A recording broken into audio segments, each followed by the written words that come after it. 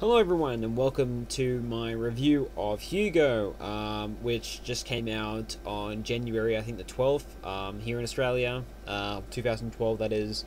So I had quite good expectations for this movie because of the fact that a lot of people have said it's one of their favorite movies of 2011.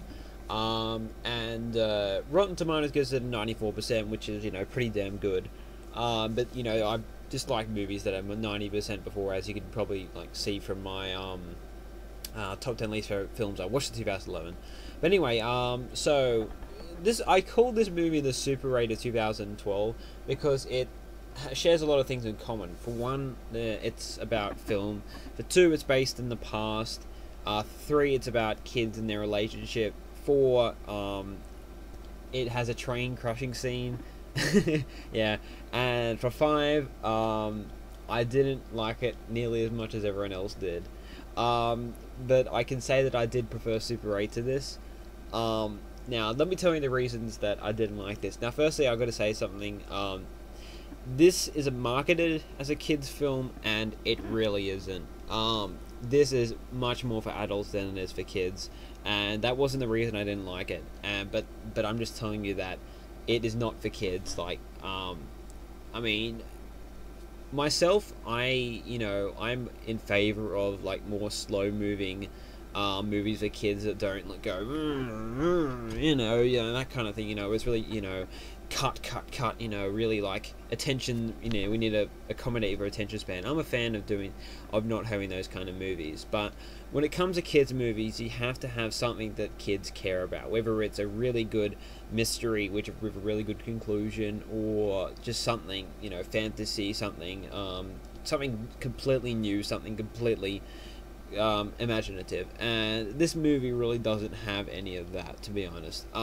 This movie is more or less it's hard to explain. It's more or less like a tribute to kids movies, or a tribute to movies that have imagination, but not a movie that actually has imagination itself. So in that way, I don't think it really works as a kids movie. Just because the main characters are kids, just because it has a lack of profanity, doesn't make it a kids movie, and this really isn't. It's marketed as an adventure, maybe fantasy type movie, and it's neither of those. So don't expect it. It kind of tries to be an adventure movie, or kind of tries to be a mystery movie, but the payoff to the mystery is nothing grand, and that's why I wasn't too impressed with this movie. I just found that what the main characters achieved and what the mystery turns out to be very underwhelming, very unsurprising, very just okay, sure, whatever. It's nothing that I particularly really care about. I'll give a bit of a glimpse. It doesn't spoil anything, but it's very much in favor of film preservation, and I agree with film preservation, but it really doesn't need to say this to us because everybody knows this already. It's not like people aren't in favor of film preservation, and it's not like people are like the way that people are in those days. So it seems like it's just giving us a message that that some people already know and some people don't care about. Some messages, in kids movies say over and over again, but that's because kids need that kind of message. Kids do not need messages about film preservation. So it was more or less an adult's message in a kids movie. Now, another thing I didn't like about this movie was the fact that it really plays up its metaphors. Sorry, it really it has these metaphors. Yeah, good. Metaphors are great. I love metaphors. But it really tries to explain to the audience, look, can you see how this metaphor, is like this? Can you see how, this is like this? Can you see it? Can you see it? Yeah, please. Can you see it? We're trying to explain to you. We're trying to explain, how this metaphor is. And it just makes the movie longer and more boring. I don't really like it. Now, some things that I liked about this movie. Firstly, the 3D is good. As again, it's not great. A lot of people have said that the 3D is worth it with this movie. I wouldn't say so. I'm not a 3D fan at all.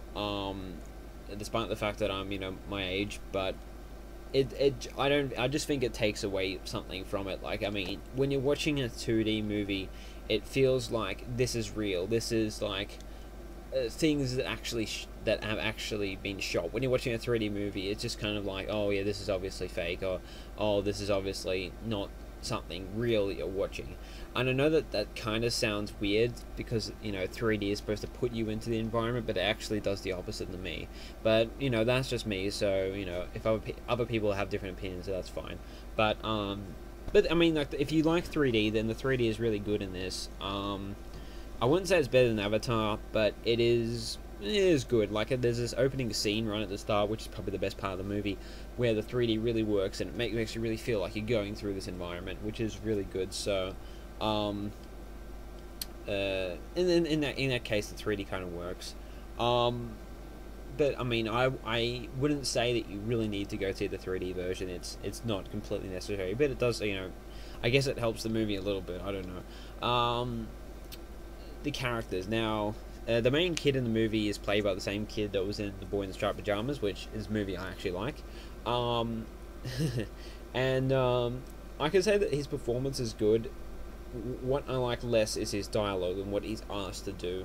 There's a lot of scenes where he is just instructed to keep quiet, and I wanted this kid to speak out. I wanted this kid to tell people how to act. I wanted him to tell people off. I wanted him to say, what, screw you, you're wrong, you should not be like this. I wanted him to do that, but a lot of the time he just kept quiet. So he just felt like a bit of a weak main character, and that was kind of disappointing. Like, you are supposed to identify with this guy. You're not supposed to really think that he's like a really funny character.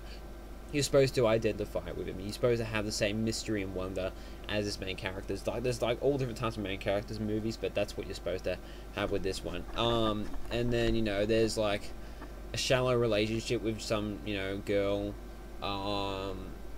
which you always have to have when there's two like opposite gender like characters. It isn't as like played up as like Super 8, but it isn't as corny as Super 8, but it is still kind of just like there to be there kind of thing.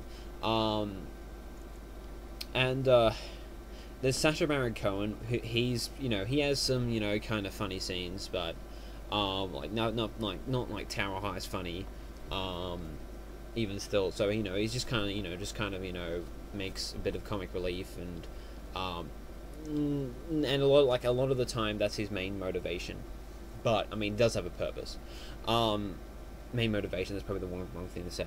But it seems like this movie, like it's much longer than it needs to be. It adds like scenes which trying to create tension because it needs to do that. It thinks it needs to do that for some reason. It tries to create scenes where it makes danger and stuff like that. It just like there's like the scene at the end where Hugo's running away from Sacha Baron Cohen, and I just felt like it didn't really need that scene.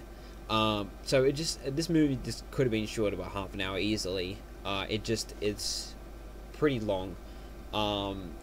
The atmosphere in the movie, for some reason, I just couldn't get into it. I don't know why. It just I wasn't too much of a fan of the musical score either. I just thought it was kind of meh. But yeah, for some reason the atmosphere I just really I kind of got into, but I kind of didn't, or I got a bit bored by it by the end, or something like that. So I can't really explain that. But overall, there was definitely a lot of effort put into this movie. A lot of people really like it, so you don't really have to take my word on it. But it's not. I don't really see why particularly this movie was made. I guess film preservation, but did it really have to be made like an adventure fantasy movie? Like, why? And that's what I want to know. Couldn't they made like a this is a guy, Papa George is his name. I probably spoiled a bit, but they could have made just like a documentary on him or a movie about him, like how his life was, and I would have enjoyed that. I don't know, maybe it depends how interesting it was, but I would have probably enjoyed that more than this. Like, this movie just it just feels like a bit of false advertising to me, with the whole this is an adventure film aspect. So, and it has like the cliches where like the girl's like, oh, I want to go on an adventure because I read a lot. Yeah, I should take that cliche out of my screenplay. Yeah. Anyway, so that's all I have to say. Like, yeah, I'm gonna give Hugo, sorry, not a Hugo, a 5 out of 10. And I was like one of the I was one of the few people that didn't like it.